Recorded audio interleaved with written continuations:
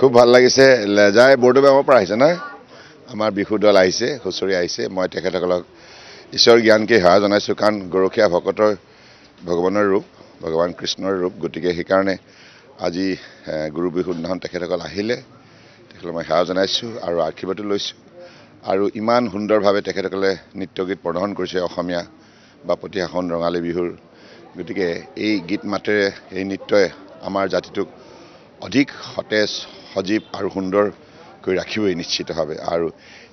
যিবিলাক ডেকা ডেকেৰি উঠি অহা যিসকল ছাত্ৰ ছাত্ৰী তেখেতসকলে আজি যেনেকৈ ঐক্যবদ্ধভাৱে এই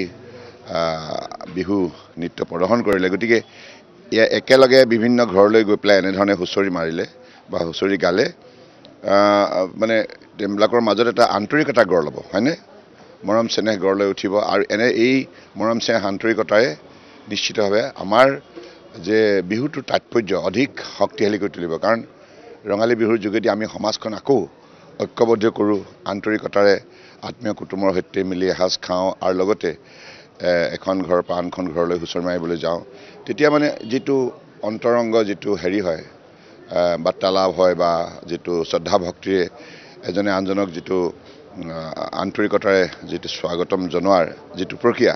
এইবিলাকে মই ভাবোঁ যে আমাৰ এই সাতাম পুৰুষীয়া যিটো বাপতি সাহোন ৰঙালী বিহু সদায় সজীৱ কৰি আছে সেইকাৰণে সদায় সুন্দৰ হৈছে ৰঙালী বিহু হয় হয় মই গাইছিলোঁ এনেধৰণে নিশা 2-3 বজালৈ গাইছিলোঁ আৰু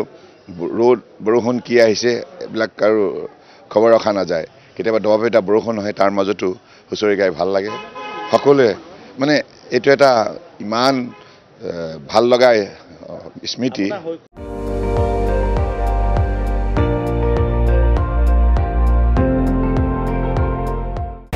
আপুনি চাই আছে ND24 সৰ্বশ্ৰেষ্ঠ নহয় সৰ্বোত্তমৰ দৌৰত